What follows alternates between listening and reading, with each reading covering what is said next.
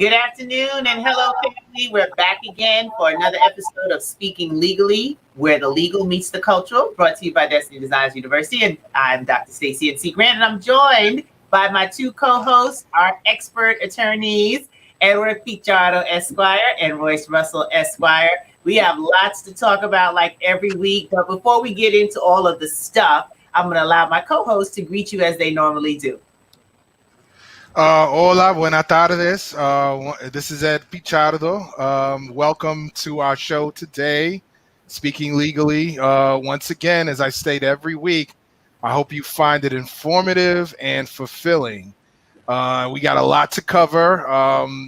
This is basically the election show, so we're going to talk a lot about that and what happened last night and what's still going on, because, it's still going on. It's a race, a real race this time around. You know what I'm saying? A little marathon we got going here. This is not a 440 sprint. This is the real cross country. I'm running. I pass you. Uh-oh. I'm cramping. You pass me. Uh-oh. I got a little Jay-Z in my ear, so now I pass you. Uh-oh. Biggie came on. Now you get passed again. a little long race that we see here, and those that know that most Americans are all about immediate gratification and satisfaction, if that's not going to happen this time around, as they say, second time around, right? I'm not even going to sing that song.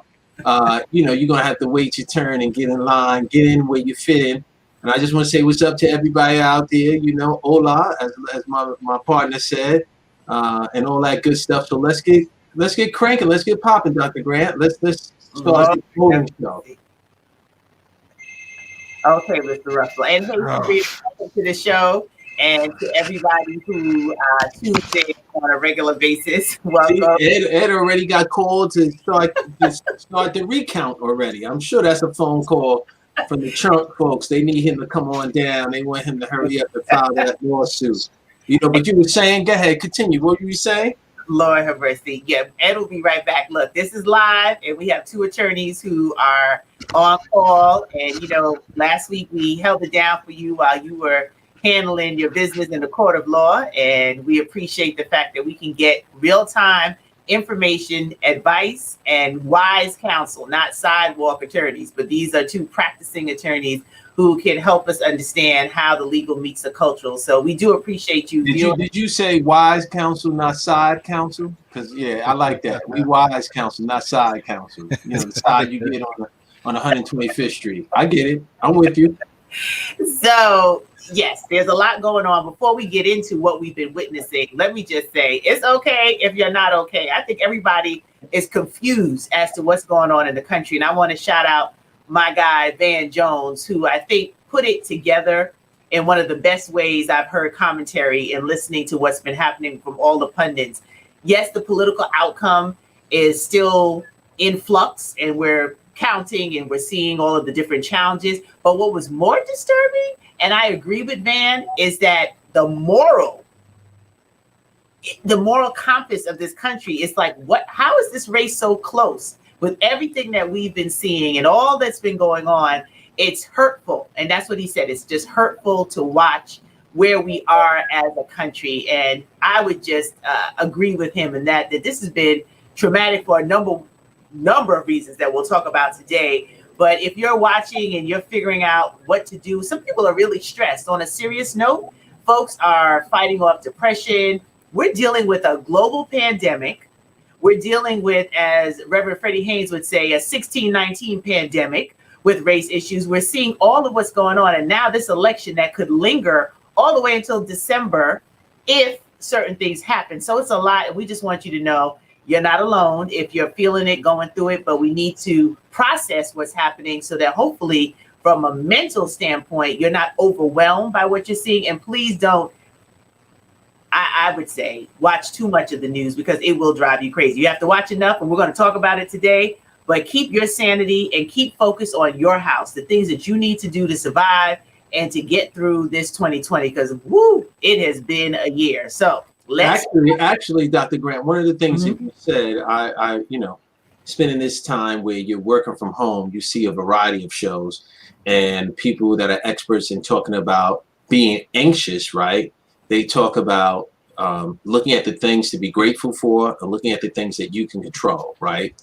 And I'll add on to that, this is speaking legally where the culture and the legal meet, but I will wave the spiritual flag, is that if you're spiritually minded and spiritually strong, then hopefully you can see beyond what is apparent and in your face, and you can stand strong and understand that what is meant to be is to be, and that your job is to be a messenger and a prophet, and to do all the things that you need to do to bring value to your life and bring value to others. And that is the real focus, despite the obstacles that you're going to face, and despite the trials and tribulations that are around the corner that you can't see, the ones that you believe are actually obstacles and tribulations, because to a certain degree, not to belittle the election, is it a true obstacle and Trevine that you have to hurdle when you have other issues where you might be taking care of an elderly family member, making sure that you have your job, dealing with your kids and the anxiety from staying at home and going to school, dealing with COVID in and of itself. So as we explore what we're doing here today, and as we talk about the vote, and as you give advice as to how to maintain your sanity and how not to go insane, we just need to keep that in focus, because that is the real deal. So, I know for me, in terms of, spirituality and so forth, for me, keeping myself informed, being somewhat involved and engaged is what brings at least some respite to my soul. I actually get anxious when I don't know what's going on, when I feel like I don't have control of what's going on around me. And so being active and being engaged kind of allows me a certain amount of peace. And people have to also understand that, and this is just my opinion. I shouldn't say people have to understand, but it's my opinion that a lot of what's going on with this COVID is based on the lack of leadership we have, at the White House, and that situation got out of control because of a lack of leadership. And now the entire populace is suffering. And the reason why, and it's been documented, the reason why this individual got into power in the first place was because numerous individuals decided not to come out and vote. And those that did and exercised the franchise were able to get their guy in. And that's the reason why in many of these districts, when folks really came out, what I call the real folks, when they really came out, now we got a race, and now the sleeping giants, those who didn't vote last time, are now coming out and voicing their opinion in this election. And to me, that's what it's really about.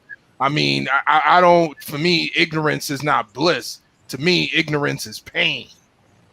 Well, I can tell you one thing, based upon what you said. I wrote a couple of notes. I'm gonna put a pin in it because I want to circle back, and I definitely want to circle back to Van Jones' comment. I want to put a pin in that too, but I don't want to hold up the direction that we decided that we're going to go. But I'm definitely going to hit some points that you mentioned, Ed, because there is some contentions of disagreement in my mind and my heart as to how folks do what they do and the end result. Because I'm a firm believer, you put your faith in man, that being gender neutral, but if you put your faith in the flesh, you will fail. And folks are putting their faith in flesh, and failure is slapping them left and right. That's not to say you can't believe in some people some of the time, but you can't believe in people all of the time, because we are flawed. Absolutely. And Sabrina said it, as children of God, I think our prayers need to change from what we want to God's will be done, and it'll bring us peace. That's a way of getting peace. Yeah, because some things are out of your control, but as Ed said, being engaged, being a part of the process is important. Breaking news right now, Biden is speaking live about what's happening with the vote, and we can almost predict that he's talking about patience and making sure that we give the process a chance to work. So, hey, Richard, thank you for joining. Hey, Kevin, appreciate you being here. Thanks, Sabrina, for being here. Rich says, say it again, my brother. So what is popping off in New York for us? So New York has had quite a night with what's on the ground. And we talked about this before, that it's not just your presidential election, but who are you voting in? And then, it's always hilarious to see all these other people who are still on the ballot for president. But we're going to scroll past that. We know what's going on. We can catch the replays of what Joe Biden is sharing with everyone right now. So in Queens, we didn't have too much of a surprise, but it was a race. Grace Meng is back in. Nydia Velasquez is back in. Hakeem Jeffries is back in. Gerald Nadler is, that was a close race. But right, that was. We have my girl, Representative Yvette Clarke. I'm so happy because for a minute there, we were like, what's going on in Brooklyn? During the primary, yeah. Yeah, we had some issues there. Now, but stop right there. We got the U.S. House. Here's the Staten Island drama right here. Now, let me tell you something. That I am very happy that we are going through this experience, right? And I'm going to use the word happy.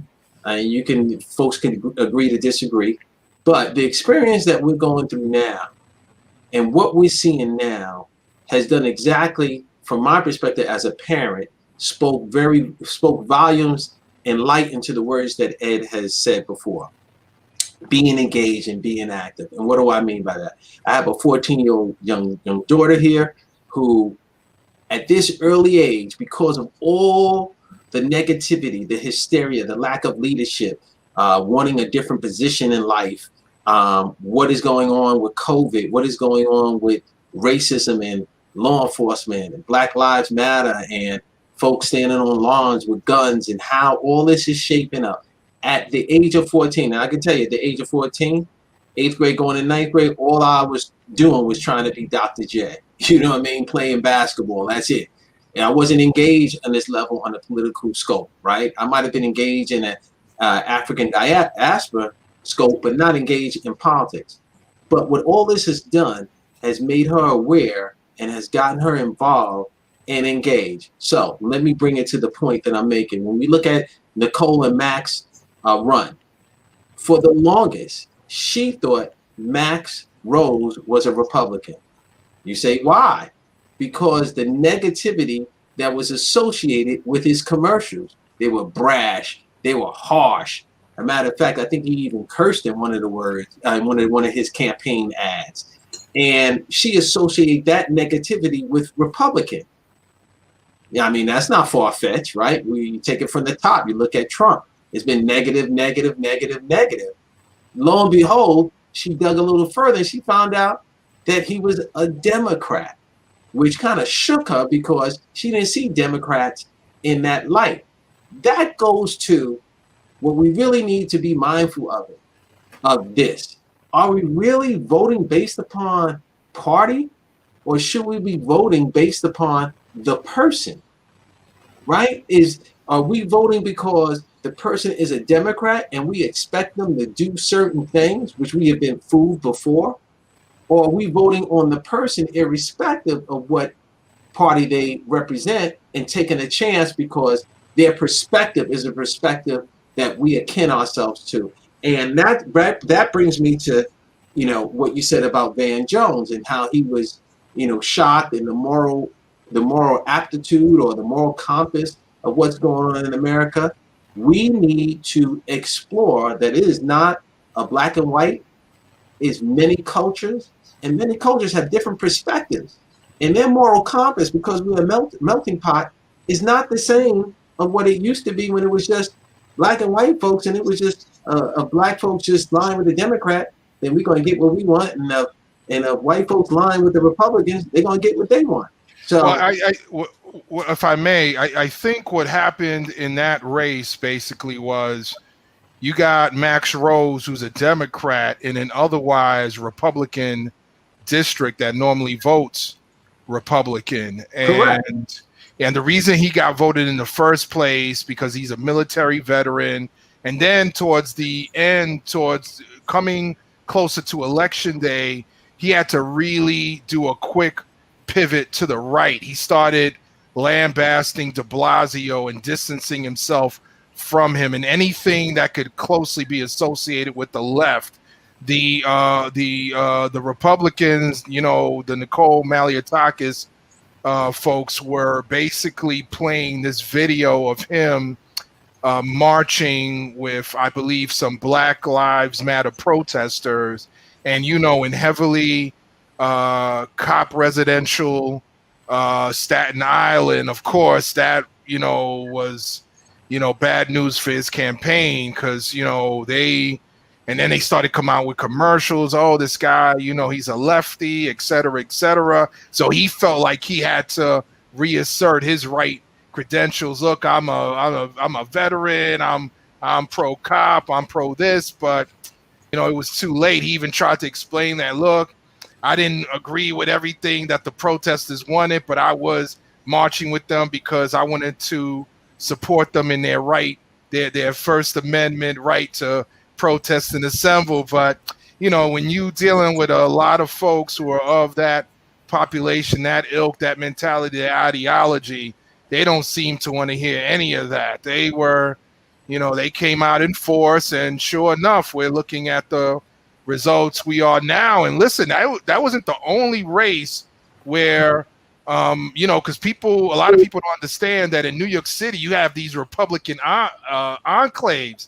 And you got this state senator named Andrew Gennardis, who is now trailing a Republican in his district. I believe he represents Bensonhurst and a couple of those other neighborhoods in Brooklyn. And we know about the infamous Bensonhurst, if you will, from back in the days when I believe a brother got chased to his death, by some individuals who... Some viewers may not know that, but yes, definitely. Well, I got to take them backs in the days, and let them know, what's going on. There used to be places here in New York City where a brother like you and I couldn't be caught after a certain time of the night. And that's what happened. What's the brother's name? I forgot. Was it Michael Griffin or I forget his name? And so, you got Andrew Gennardis. He was a state senator.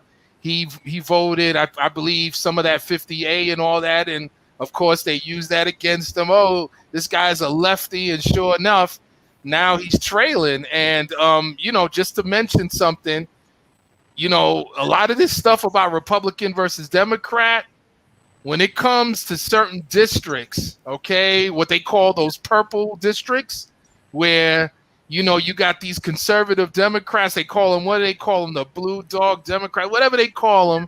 It's not, it gets very, kind of, interesting where all Democrats don't see things the same way. When I was working for the state Senate, the Dems during that time, I believe it was 08 to 10 or it was 06 to 10, they had a very thin majority.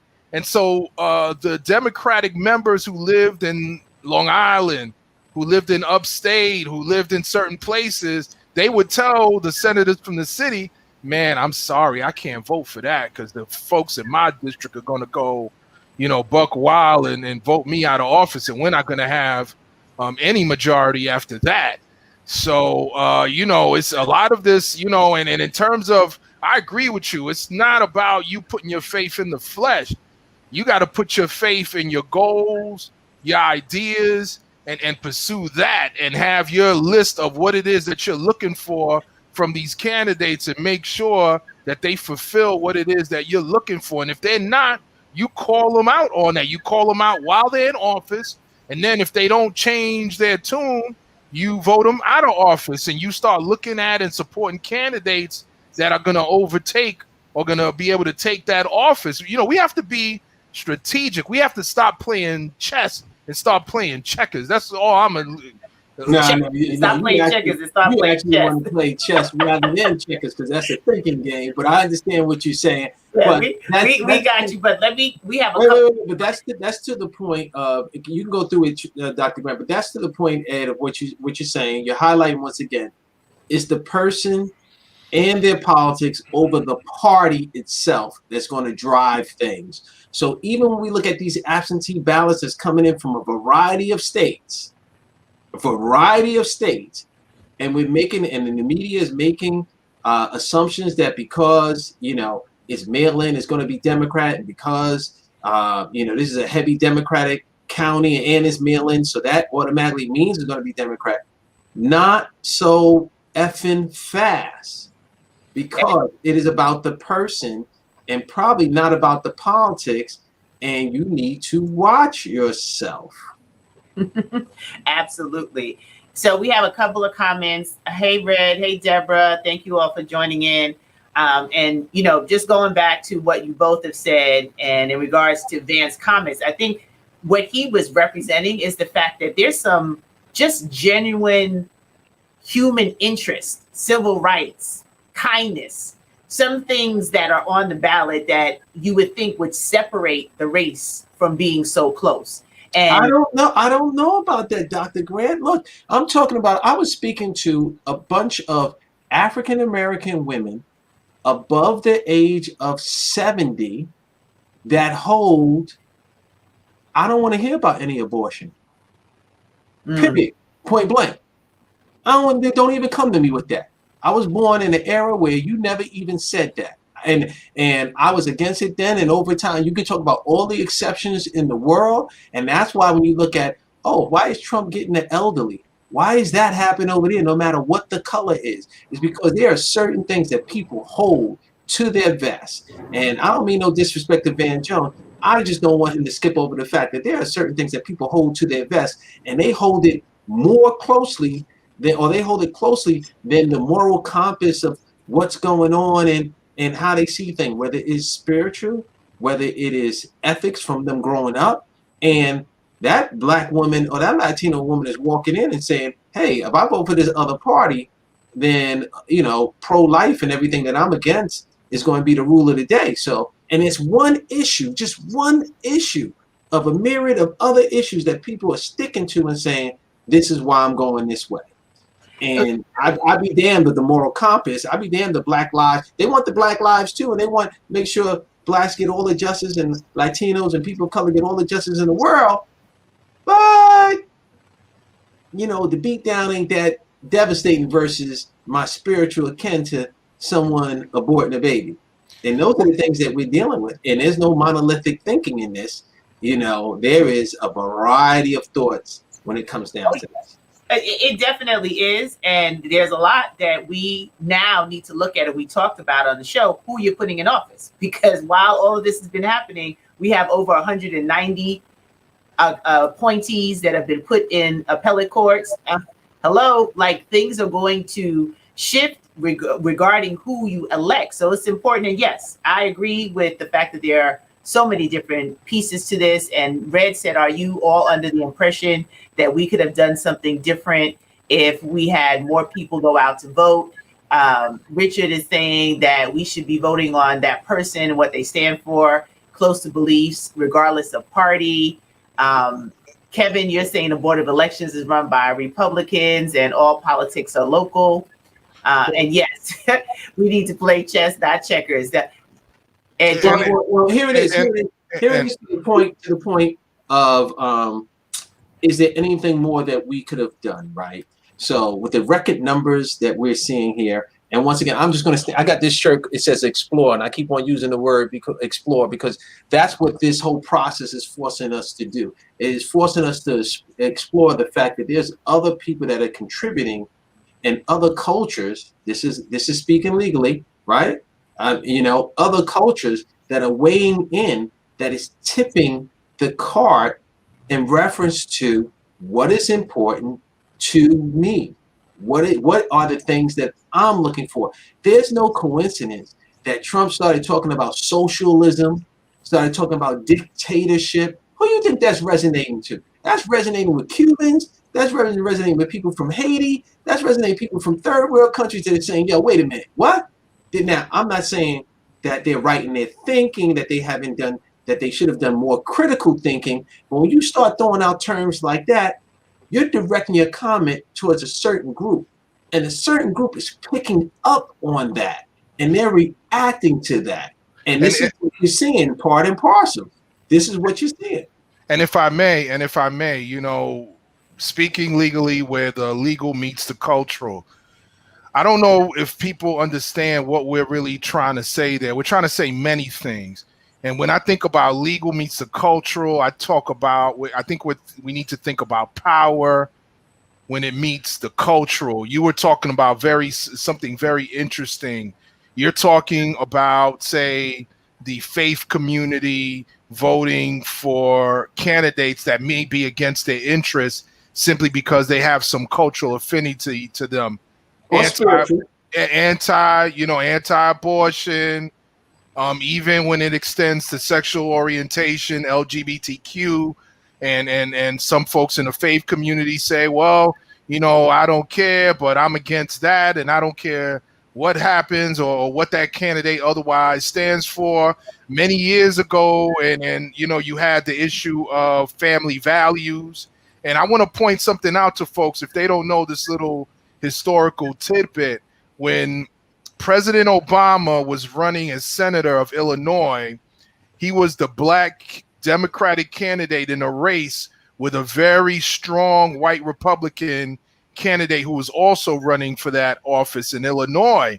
And this guy was supposed to be a shoo-in. I don't even remember his name. He was supposed to be a shoo-in until, if I recall, his ex-wife said that they used to swing, that he used to watch her in these. Oh, right. I do remember that. Yes, I do remember that. With other individuals, right. And it became a huge scandal, and that guy had to drop out of the race, and that otherwise opened the gates for Obama to get elected into the Senate and then speak at the Democratic convention and on to where he went after that. Cultural values are important in the Latino community.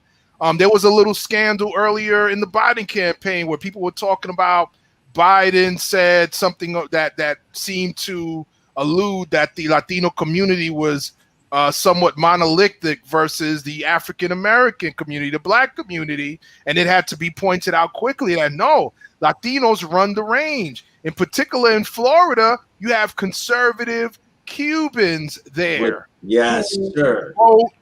Republican. Why do they vote Republicans? Because they feel like the Dems, who are considered the leftist party, aren't as strongly behind them when it comes to the overthrow of, the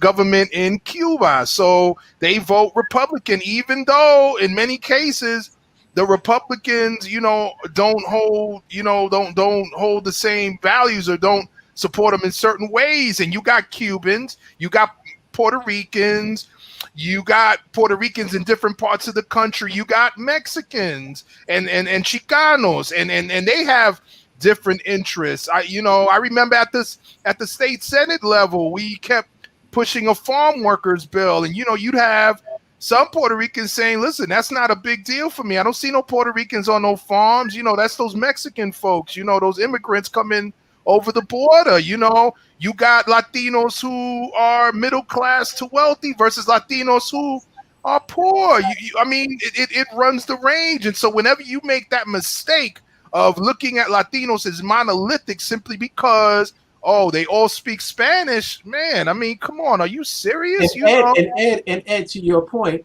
I'm looking right at you. Exactly. I've had Latinos say bad things about me in Spanish, right? and I have to check them and be like, cuidado que está diciendo ahí, papi. Come Porque on, tú no sabes lo que hay aquí. And they're like, their eyes blow up. That's what I'm saying. I'm looking directly at you. Right now, you, my brother, you strike that last name, Pichardo, put Johnson there, we rolling it. I get you a cab, I might tip you, bro, the way you rocking right now. But you understand what I'm saying. I'm being facetious about it and joking, putting a little, levity in it. But we have to understand, and I'm sure Van Jones understands, this is not a mock on him. This is for our community that's hearing this, and maybe hopefully he's hearing it. We have to understand that diversity is here to stay, and and the color is really surface. It is amazing how this is happening, and folks are really like, oh my God, Florida. All right, you could put Florida to the side, but there's some parts of Georgia. You know what I mean? Well, listen. What I wanted to mention a little earlier was that power. Okay, a lot of these decisions are also being made from a power level. So, it speaks to the beginning, or if not, the continuation of the cultural wars. I'm sorry. You have a hard time with change and the changing demographics and the election of people of color to high positions. But at the same time, you're going to have to get used to it. You're going to have to adjust. And I think back to Dr. King when he made a speech, or I believe he wrote a book talking about why we can't wait. During that time, you had many people telling Dr. King and others in the civil rights movement that they should wait, that they should slow down, that this pace of change was shocking to some people, and that, we had to kind of slow it down a bit. And he had to tell them, listen, let me tell you why we can't wait. And that's what I would tell folks. Like, I had a conversation with somebody about, the culture, because they were saying, listen, if it wasn't for the Black Lives Matter protesters and all that, maybe some of these white people would have voted for, or I shouldn't say white people, but some of these conservatives, because some of them are black, or many of them are black and Latino. I got many Dominicans voting for Trump. We need to slow it down. And I said to him, I said, listen, I understand that some of this stuff is traumatic for some folks, but there's no way in the world you could tell a young person to, sit back a little bit and relax while they're being brutalized by the police. I mean, we can't wait. Some people may not like it, but they're going to have to adjust at the end of the day. It's just going to have to go down this way. We're going to have some tight races. We're going to have to get organized. We're going to have to be strategic. We don't want to offend anybody. You know what I mean? We don't want to hurt anybody's feelings, but listen, I don't know about that. We're gonna have to adjust. Same way I gotta adjust and deal with, the power dynamic myself. I really don't know. If we don't want to hurt or offend, because what I'm learning and what I'm seeing is that, and we could talk about it in Trump lens. Folks that supporting Trump, all out all day. All out all day. All out all day. Folks that are worried about how they look, worry about the perception, worry about all these things, are worried about hurting, worry about, we don't want to set a precedent for that. No, you got to get in where you fit in. I don't want to hear anything about voter suppression. I'm sure it exists. But if you're a progressive, right, you got to be aggressive. If you know this is your last stance, you better ask and get your last stance in. And absolutely, which we have seen, you got to get it in. But so when people talk about, the vote might be suppressed, and this is why we're getting these numbers. No, the numbers are showing that more people are voting astronomically compared to what has been done in the past. I think, once again, we need to explore what people's main issues are, even within the Black community, that's leading them to vote differently. And what you're talking about here is the exercise of power. In earlier episodes of the show, I was advocating, I think we were collectively advocating for people to physically come out and vote because we were concerned about these mail-in ballots. And I think our predictions were correct and justified, because the way it went down here is that a lot of people came out to physically vote. So on election night, we gave Biden that buffer to be leading in the polls, because you don't want to go in behind and then have to worry about the counting of these otherwise absentee ballots. And what I liked last night before I was going to bed, because I went to bed like maybe about an hour after the West Coast closed their polling places, and a lot of those votes started coming in, and I saw he got Cali. I said, okay, I'm going to go to bed because I know this thing isn't going to get decided tonight. But what I liked was he went in ahead, because if he wouldn't have gone in ahead, I got a feeling that the Trump administration would have taken some very extreme measures to stop that counting of those absentee ballots. So now what's happening is it's leading. They're doing that right now. They're doing it now. And what I want to mention additionally before I end is that there's this phenomenon called fixing of errors, where voters will be contacted if their absentee ballot that they sent in has an error in it, a failure to have a signature, or some other defect, and they are by law supposed to be contacted and given an opportunity. I believe they, after notification, I believe they have 7 days to correct that error. So, you know, there's an advisement, a notice about that on the New York State Attorney General Tish James website concerning that. And so, you know, that is going to possibly be an item which is going to be part of whatever lawsuits the Republicans file, because they have that same practice in some other states. And I would imagine in some of those swing states,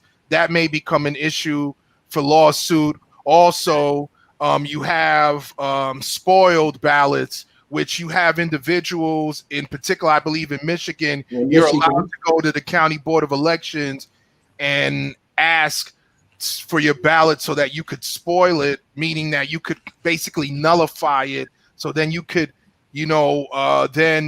cast the ballot that you intended. And people have that right, apparently. So you got some of those issues that's not a small number. That's a large number when you talk about Michigan, over 77,000, something like that nature. That is a very, very large number. What I will say though, and we should not sleep on this, is while we're sleeping, there are people out there that's always thinking, and how coincidental is it that Amy Barrett sat on a litigation team for, Bush v. Gore? Justice Roberts and Kavanaugh, who sits on the Supreme Court, was part of the team Bush v. Gore, or weighed in some fashion. And we got the president pushed her through and has been articulating and talking about, oh, this needs to go to court, this needs to go to court, this needs to go to court, this needs to go to court, anticipating or either planning his work and working his plan that if something goes not his way, because he only really wants to stop the states that are not going his way. Any state that's going his way, keep on doing what you're doing. But Michigan, you're not going my way. Let's just stop right here. A matter of fact, what he's doing is that places where he's winning, no, we would stop right now. Don't do anything more. Places that he's losing, we need to count everything, something shady Grady's going on, So we know that his fickleness is, I'm going to use the word of not good intentions, right? A no good, as David Chappelle should say. Let's push a pin in that, because I want to finish wrapping up New York, highlighting some things, coming back and circling back about what Ed just shared with our Attorney General, Letitia James, sharing about the Arrows opportunity. And this is a lot, right? And we'll get through as much as we can before our show ends. But going back to just seeing what happened in New York, we talked about Max Rose and, your daughter looking at this, and our young people are looking at our whole electoral process differently. They're looking at the Electoral College. They're looking at what happens with the popular vote. And we also need to remind folks that the Electoral College is for the vice president and the president, but the popular vote affects the other elections throughout the country. So really understanding how that's used. But let me just scroll down. We know that Ocasio-Cortez was going to bring it out. Richie Torres brought it out. Jamal Bowen. That was someone that, people favored. But I want to shout out the new borough president for Queens, Donovan Richards, my dear friend. I'm glad to see that we were able to get that win. John Liu, which was a major one as well in Queens, Jessica Ramos. And I want to go down and shout out, because he came on and he is the dad of one of our new assembly members in the Boogie Down Bronx, where we love to tout that we are from. So I want to scroll on down to give a shout out to our dear sister, who is now going to join and be a part of sharing what needs to happen with the changes in our system. So I'm going slow. So if you didn't see all of these, that you know who it is. In Assembly, Stacey Pfeffer Amato, someone that I work with, Andrew Hevesy. There was one that you spoke about, Ed, that I want to make sure that we get to as well. But I'm going to keep scrolling down. Like an artist? Yes. You passed him. That's okay though. Yeah, because you spoke about him already. We're going to scroll on down. Diana Richardson had a whole lot of drama that they were trying to throw at her, and she was still able to have a sizable win. So we want to celebrate her for that. And then we're going to go down to the Bronx for the assembly so we can celebrate one of our viewers who is the father of our new assemblywoman. Let's just get here. Jose Rivera. Here she is.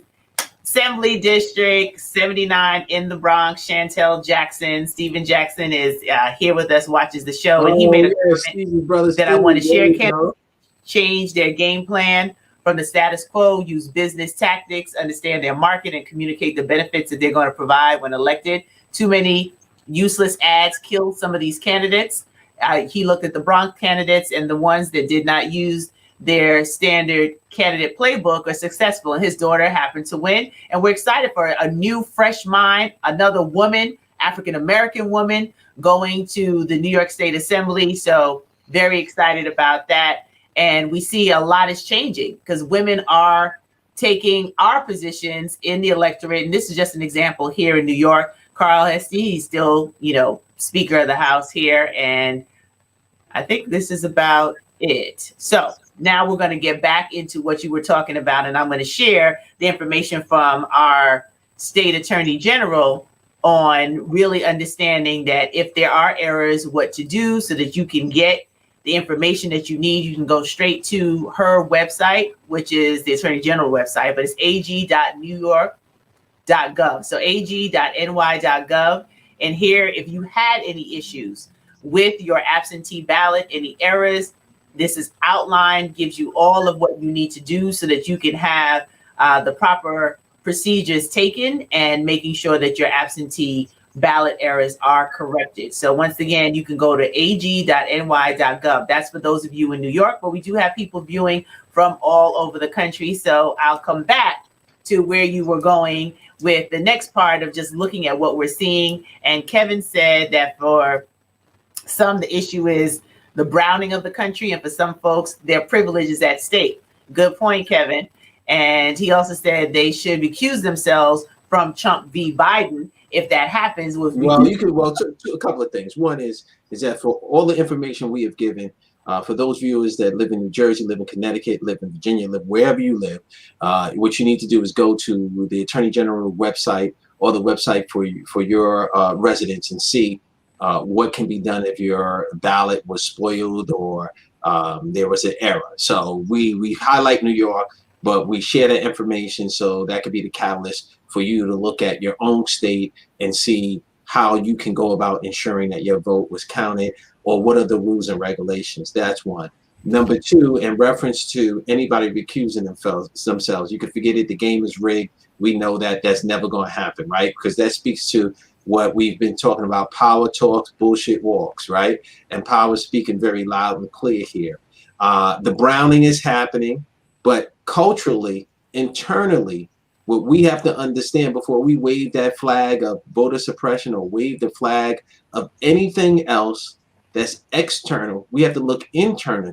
Browning does not mean monolithic. Browning just means browning, right? And like I said, once again, I'll point to Ed. Ed is brown. You know what I'm saying? I saw him online. I'm thinking, my brother's going to vote a certain way.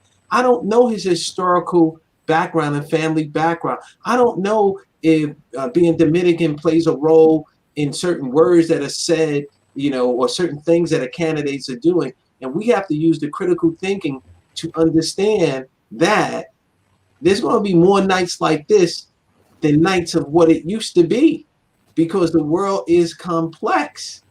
And we have to accept that it is quite complex. I hope the numbers still continue and people coming out to vote. We don't get lazy and relaxed and just deal with mailing in ballots or absentee ballots, because you need to go and press that button because that button was pressed. I mean, old school, that button was pressed. I know, I'll put the sugar in my own coffee. I got it. And I'll tell you, when I was working for the state Senate, when the Dems got bounced out of the state Senate at that time, I actually physically witnessed a recount taking place in Long Island with one of our Senate candidates, an incumbent who was trailing and losing, and hoping that those ballots, and you see those people sitting at their desk physically counting the ballots, and the lawyers sitting next to them making sure that what they're doing is proper and correct from each party. It's an expensive process. It's a tough process. It's about power and the application of power. It's expensive. The parties have to pay for it. The candidate has to pay for it, has to put up money for the recount. I mean, this stuff is no joke. It's about endurance. And you were talking earlier about long-range planning and how these three justices who had something to do with Bush v. Gore ending up on the Supreme Court. You had Justice John Roberts, who I believe was in private practice at the time, flying to Florida to assist the lawyer who was actually going to be arguing the case. I believe Kavanaugh was also in private practice at the time. Correct. Amy Coney Barrett was in a private firm supporting a more senior attorney who was, drafting some sort of documents or having some involvement with respect to this. And both Kavanaugh and Roberts got rewarded by the Bush administration and placed on the federal bench, and later on, making it to the Supreme Court. Kavanaugh being appointed by President Trump, and I believe Roberts being appointed by, I believe it was Bush, but I'm not sure. I'd have to go back into the memory banks on that. And finally, Amy Coney Barrett being placed on the federal bench by Trump in 2017, and ultimately recently on the Supreme Court. These are long-range planners. They plan, they look ahead. Even when they lose, they sit around and they think about, well, what we going to do next? Because when the Republicans were losing their majorities in the House and in the Senate, what did they do? They said, well, let's do a pivot. Let's look at the state houses. Let's look at the governor's seats. Let's look at the Secretary of State. And this is why I was speaking to what you said before. Being nice, don't want to hurt. Like, that has no place when you're talking about power and the stripping of power. It's all about planning. It's about planning your work and working your plan. No ifs and buts about it. So you're going to tell me Obama left all these vacant seats for judges? You telling me, oh, they're going to stop me from not pushing something through, and a judge going through because I'm going to respect the law of the land? If you keep on playing by that playbook, you're playing to lose. Point blank. Now, what I meant by not offending, I mean like intention. Like, listen, I'm gonna do what I gotta do, and if you get offended, I'm sorry. You know what I mean? But we're gonna move forward, and I'm gonna tell you why I'm doing this and why I need to do this. And if you decide no, that's against my interest, I'm gonna fight you. Then I guess we're gonna roll up our sleeves, and then either we're gonna wrap some bandages around our hands or we not. However it is that it goes down, but we gonna do what we gotta do. All right, Apollo Creed. All right, Apollo Creed. I'm just saying, it just like when we get into that courtroom, I've had to tell, opposing counsel, judges, with all due respect, And then you go to disrespect them. Because I have an oath to zealously advocate on behalf of my client. I'm not here to make friends. I'm not here to please you, or the only reason I might look not to offend because I need you on my side later for whatever it is that I'm about to ask for. And let me tell you, look, we joke about that, but I'm for real with that. I even sometimes, and I've stricken it from my vocabulary, Your Honor. Hey, no, Your Honor. Yo, B, we got some business to take care of. What we doing here, Judge? I mean, you on any given day, that word is like, ooh, because once again, I come from a spiritual mindset, right? You know what I mean? Like, when you're talking about honor, Your Honor, whoa, that like strikes a chord. So all I'm saying, and I keep on preaching the same thing, because we're talking about culture and the legal, we understand that this is not going to be a Bush v. Gore situation. And that is because, one, that doesn't exist anymore, and we kind of rectified that to a certain degree. being able to put things in place. But two, and this circles back once again to what you said before, Ed, is that we wanted to make sure there was a lead going in, right? Biden had a lead going in. So if you go to the polls and you have that cushion going in, then all those ballots that come in is just furthering your cushion. It's not like you're coming from a deficit and now somebody wants to challenge, because now the challenges look very, very, very, very suspect and are not really viable challenges. Is more like sour grapes and spilled milk if the numbers keep on increasing, because the numbers, the disparity was already there. So I was up by 20. I was up by 20. Now we did it. Now I'm up by 40 or 60. So if you move those 40 or 60, I'm still up by 20, Holmes. You know, the real nuts and bolts of it. I just want to point something out, because Biden, you know, the last time I looked, he was ahead on electoral votes, but certain states that he needs to get to the 270, you know, he does need those absentee ballots to get counted so that he could, like, for instance, you know, he was able to get, they called Wisconsin a little earlier. Right.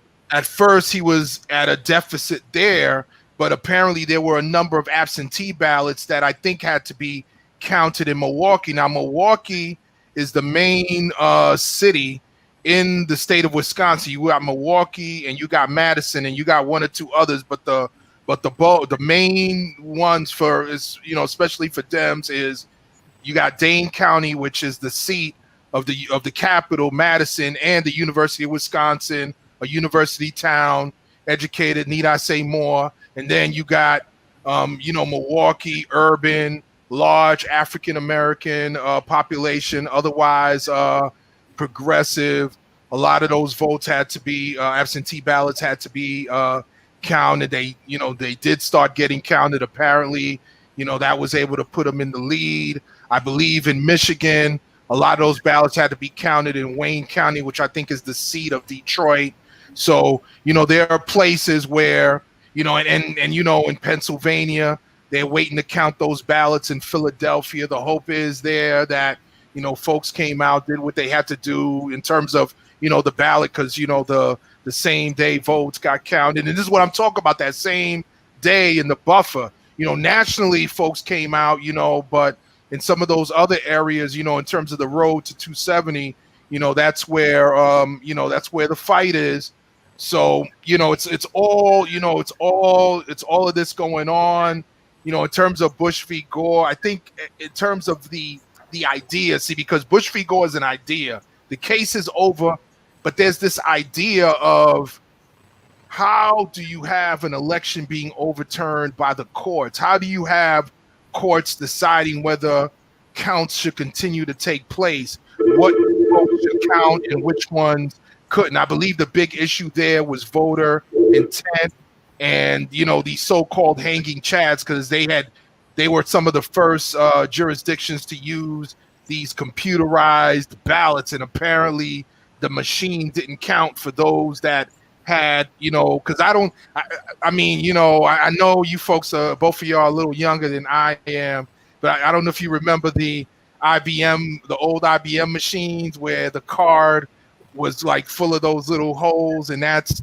you know, what eventually got replaced by the C. Unfortunately, I don't. Yeah, I know, Royce, you know, and so, you know, there apparently that, you know, they would put their ballot in the machine, and some of the pieces didn't get completely perforated, and so then the court was able to weigh in and say, oh, well, you know, we can't determine the intent on those ballots, and we can't go back and ask those folks to recast their ballots and otherwise, you know, get their intent then. So we're just gonna stop. You know, I haven't gone through the whole case in years, but I think that was an issue, and so I'm hoping that none of this gets down to the point where these justices even have the opportunity to do something like that, you know, because, you know, it was a disaster. I mean, you know, I just hope this history doesn't repeat itself there.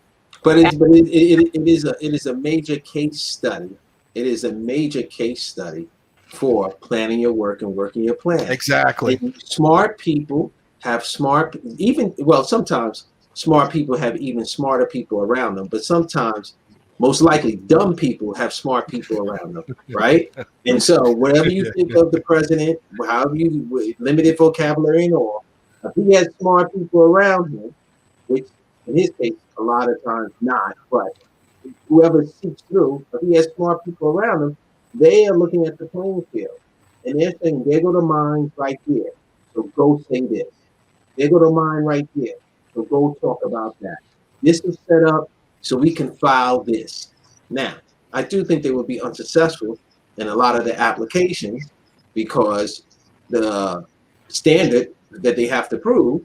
But you know what? Let the truth prevail one way or the other so we can move on with this. But we should have both of our eyes open. We know what type of world we live in, and no longer can racism be incognito.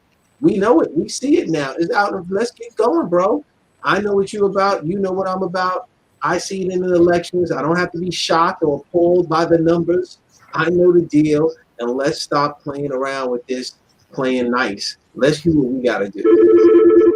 That being said, we're at the top of the hour. It's happening in real time, live and in living color with this whole election situation. Let's be encouraged by the fact that apparently more people have come out to vote in this election than any election, right? That apparently Joe Biden has received more votes than any presidential candidate in U.S. history. That's something that I saw flash across preparing for the show. So it means that we're understanding not to give up on the opportunity. Yeah, I just got a call, man. That's exercising our right to vote. So you have them now. It's important, for us to be in a position where we're able to use this right to vote that our folks died for, right, sacrificed for, so that we could do it. And yes, it's a long road ahead, and we're not sure where everything will end. But the good news is, with the electronic opportunities that folks had to vote and early voting, they were able to track that and add to where we are as a nation, because it's just the world is watching us and they're figuring out like what is going on over there in the United States of America. So keep hope alive, as we love to say around here. Hope springs eternal, that things will work the way they need to, and be in a position that will allow us a chance and an opportunity to see an outcome that's favorable for everyone. I think we've driven home the point that we're not just one people. We're Black and brown people with a lot of different interests and a lot of different parts of who we are. We want to see represented in the people that we elect to office. So there's work to be done, and that work begins on the local level. Let's remember, it's the down ballot, as we're seeing. I know there was some hopes that there would be some flips in our representation in Congress, but look, let's keep moving forward. We have experts here on this show each and every week that are able to help you be in a position to, really work on understanding what's happening legally and culturally, what that means for us as we show up as Black and brown people. But Ed, before we end, I know you were going to talk about, culturally for the Latino community. I know there was one point that you drove home that is not monolithic, but I wanted to make sure that you touched on the other message. If you had, I think there was one more that you wanted to share with our brothers and sisters in the Latino community. Oh, I mean, I think I kind of, wrapped it up a little earlier in terms of, a lot of Latinos aren't monolithic. I mean, in particular, I've been hearing rumors that in the Dominican community, a number of folks are voting for Trump because they're thankful that he gave them that $600 in unemployment and extra unemployment benefits, not understanding the dynamics of power, not understanding that the Democrats fought with the Republicans who otherwise wanted to give the money to the big airlines. And they're the ones who fought for the working class and got Congress to agree to also extend these extra unemployment benefits, and that the Republicans also didn't want a repeat of that and didn't want large extensions of that. They wanted to end it at some point. They started talking about, people need to go back to work, even though the pandemic was still out of control. I mean, it was just, that's what we're talking about. We're talking about people being short-sighted, being uninformed, and voting against their own interests and not understanding the bigger picture. And you know, and so you know, and also you know, unfortunately, you also got you know a certain level of unfortunate bigotry amongst some of my you know Latino brothers and sisters who look at themselves as monolithic and being of a certain skin tone or a certain persuasion and not take into account you know all of the different many shades and colors and ideologies and interests that encompass the Latino community. So you know just wanted to you know put that out there for my hermanos y hermanas en la comunidad latina. Absolutely. Well, we know Mr. Russell got a little caught up in handling some other business, so he can wave bye to everybody.